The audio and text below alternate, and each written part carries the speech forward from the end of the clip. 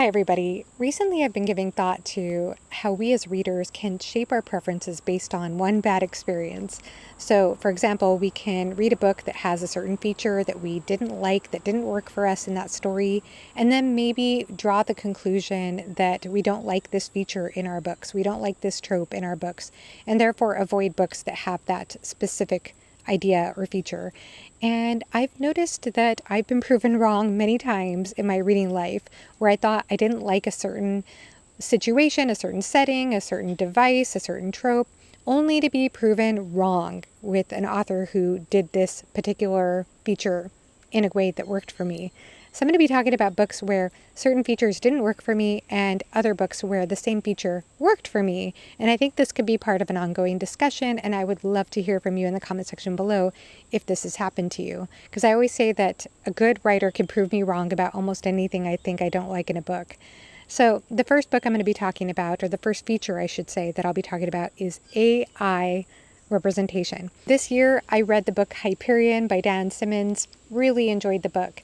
But I have to admit that there was a certain section of that book where we feature an AI character that another character becomes very deeply involved with. And I just did not personally connect to this AI character. I could never get it out of my head that it was not a real human.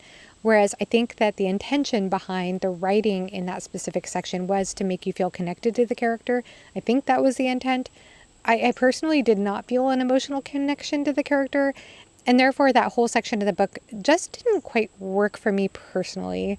I won't give away too much in case you haven't read Hyperion, but you will know what I'm talking about once you do read it. The other situation, though, another book where this did work for me was a book I read very recently, Klara and the Sun by Ishiguro. And in Klara and the Sun, we are following a character named Klara in first-person narration, and Klara is an AI character, but she seems deeply human to the point where you're questioning yourself when you finish the book. You can't help it but feel as a reader that this character felt things. You can't help but empathize with this character. At least I couldn't. So in that case, it really worked for me. Even the way that this character seemed to worship the sun, in that way, in that respect, it also felt like it was a very deeply human character. And it wasn't a perfect character either. So it worked for me in that story. And again, it's different, I think, than Hyperion in the sense that we are getting the character's perspective. We are getting this AI perspective, whereas in Hyperion, we're only understanding the AI perspective through the perspective of another character. So maybe that's part of the issue. The other thing about Klara is that she comes across like an innocent character. She seems to be portrayed as a teenager. That was how I imagined her. I think that the way Ishiguro wrote the character of Klara was so intriguing. It made me so curious. And again, I just couldn't help but feel this character was deeply human and at the same time realize she wasn't. So I didn't have that same struggle with the AI character in Hyperion, but with Klara, it very much worked for me. Next thing I'm going to talk about are books that are very dialogue driven, and I didn't realize this was going to be an issue for me until I read Shogun by James Clavell, and like Hyperion, I really enjoyed Shogun. I think that it was overall a positive experience. I especially loved the ending of Shogun. I think that the ending was perfection to me personally. I know a lot of people disagree, but that was my favorite part of the book. And there were several things that I appreciated about the book overall, as far as this fish out of water idea of this man who goes to Japan and he is experiencing the culture for the first time. But the thing about Shogun is we are learning all about feudal Japan at that time. We're learning all about the politics and what it means to be Shogun. I think I'm saying that word wrong and I apologize. I think it's Shogun. Now Shogun does do a lot of head hopping. It's an omniscient narration. And the thing about that is that it's mostly dialogue driven. There is mostly dialogue from the characters, internal dialogue. I didn't feel, however, that I got enough setting in the story. I would have wanted a lot more setting, more atmosphere, more imagery. I actually felt like I got that more from the show than I did from the book, which was a huge bonus for me. So I finished the book thinking maybe I don't like books that are primarily based on dialogue. Maybe I just need a good dose of atmosphere and setting in order to feel transported, in order to feel immersed. So I was proven wrong when I read The Sunset Limited by McCarthy.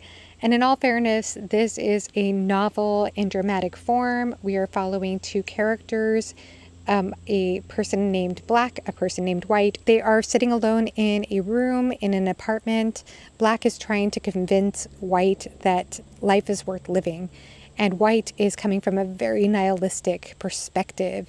It is one of the most intense portrayals of nihilism I've ever read about in literature.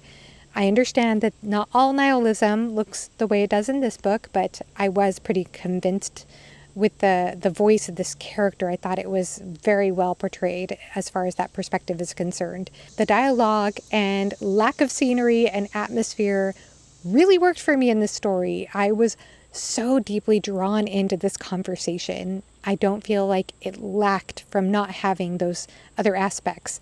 Whereas with Shogun, I wanted to feel immersed in the setting and in that period. I didn't feel like I needed that as much in The Sunset Limited. And by the way, if you read The Sunset Limited, just like there's a wonderful Shogun adaptation, I highly recommend checking out the adaptation of The Sunset Limited. It's incredible. It's so well acted. Now, Shogun is a historical fiction, but I have another historical fiction area to address in this particular video. And that has to do with the book Gates of Fire by Steven Pressfield. And this book seemed so well researched. This is about the 300, the suicide mission of the Spartan soldiers who were at this Rocky Mountain pass and trying to prevent the Persian army from invading. And it's a very detailed, dramatic story, war story, battle story, lots of theatrical monologues in the book. And I have to say that the writing was good. I couldn't help but notice how well put together the sentences were, the dialogue, everything. And yet I just didn't feel it. And I don't know why. I don't know why I felt emotionally distanced from the book, because I could tell the emotions that Pressfield was going for. I could sense the drama in the action. I could sense all the things that this book was attempting to do. But me personally, I just couldn't feel it. And I can't even tell you why. So I might conclude from reading a book like that maybe I just don't like battle scenes or don't like historical fiction very much. And yet I loved The Warlord Chronicles by Bernard Cornwell. Now, this is somewhat a mix perhaps between historical and fantasy, or historical fiction and fantasy. I think you could say either or, though I know some people will argue it's mostly historical fiction. It's an Arthurian legend story told in first-person narration from the character Derval. And by the way, I think that this is a good comparison because this is told in first-person narration as well from a young boy who is a soldier in the story. But I did connect with Derval. I did not quite connect with the character in this story. I felt the battle scenes in Warlord. I did not quite feel them in Pressfield's book. I felt like something for me was not connecting emotionally, whereas I deeply connected emotionally to Warlord. In fact, Warlord Chronicles is a very special trilogy to me because it conveys so many different emotions. There is that battle lust, that heavy adrenaline feeling in battle, but also there are moments of heartbreak and betrayal. It's a very dramatic story. There are also great moments of humor, I would say, as well.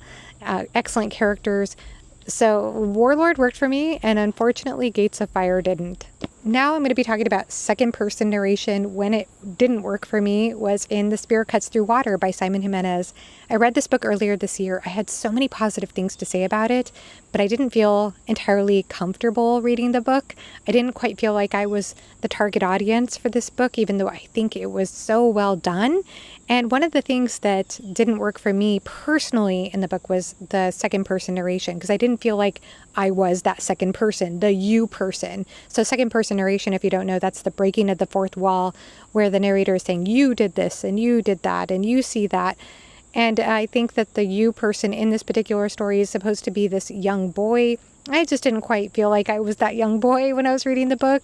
So it didn't quite work for me in this book. And I have been scared of second-person narration because I feel as though there are other books where it hasn't worked for me either. I haven't read the 5th season.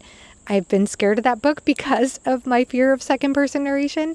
But a book where it did work for me, or I should say books where this did work for me, were those choose your own adventure books. And I was a kid when I read those, but I loved the you device in the choose your own adventure stories. So in that way, it did work for me. Maybe because it was less specific, but for whatever reason, it just didn't work for me in The Spirit Cuts Through Water, and it worked for me in the choose your own adventure stories. Ooh, sorry about the plane riding overhead, but we're going to try to record through it anyway because I'm under a time crunch. Next device I'm going to talk about are utopian versus dystopian societies. I read a book last year called Blood Over Bright Haven by M.L. Wang. Really enjoyed her book, The Sword of Kaigen, so I picked this up as soon as it was available. And this particular book has this utopian society that's run by magic, this city society that's run by magic. And there's this blight outside the city which destroys, incinerates anything in its path. So there are these clanspeople who are living on the outskirts, and their cattle, their livestock are being incinerated by the blight. They're living this really meager existence. They're resorting to cannibalism. And yet the people in the city, the utopian society, are thriving for the most part. There are problems there too. And so we have problems in both areas, and we are understanding the differences through a character, a clansman character who comes into the city. Then we have this character, Siona, who is trying to become a high-level mage at the Institute in the utopian society. So she's there at the Institute, but she encounters a lot of misogyny, and that's how she ends up becoming acquainted with this clansman who is from the outskirts. He is a janitor who is assigned to be her research assistant. This should have been the makings of a brilliant book because I loved the setup at the beginning. I loved the idea of these dual societies and the differences going on here, the societal themes that were introduced at the beginning. But it didn't work for me because I didn't feel as though those characteristics were fleshed out enough for my taste. The story did explore a number of themes such as legacy and whether good intentions are good enough when bad things happen. There were some interesting discussions that happened in the story, but a lot of other things in the book fell short for me, and that was one of the big things that fell short for me, was the fact that I didn't feel like I got enough fleshed out. I didn't feel like that exploration between the two societies was developed enough, was interesting enough for my taste. And a book where this did work for me was The Dispossessed by Ursula K. Le Guin. In this book, we have a mother planet, and then we also have a moon planet, and the moon planet is supposed to be this utopia, anarchist society. There's no central government, and yet there's a lot of social pressure to be a certain way and to give up privacy and to be totally transparent about all things. And there's a man named Shevik who's from this moon society who goes to the mother planet that is very capitalistic, that has its own problems. There's a lot of exploitation. And he wants to bring forth these ideas that he developed from the moon planet.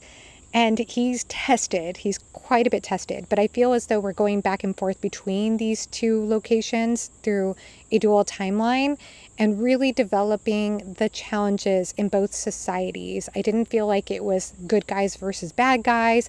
I felt like we got a lot of interesting exploration about these two societies.